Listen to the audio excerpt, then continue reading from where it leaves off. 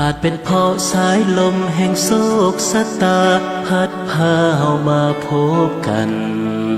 อาจเป็นเพราะสายลมแห่งความผูกพันให้เฮานั้นได้มาพบเจอหาใจไปผูกติดสงวนสิทธิ์ว่าเป็นของเฮา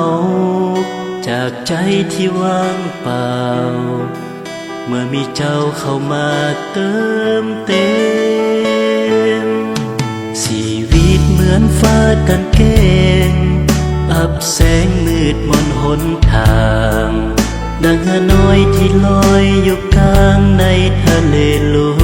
วงจะกลับหลังก็มาตั้งไกลจะไปต่อก็ยังลังเลจึงปล่อยให้ใจเสเพโซเซโอนเอ็นไปมาโล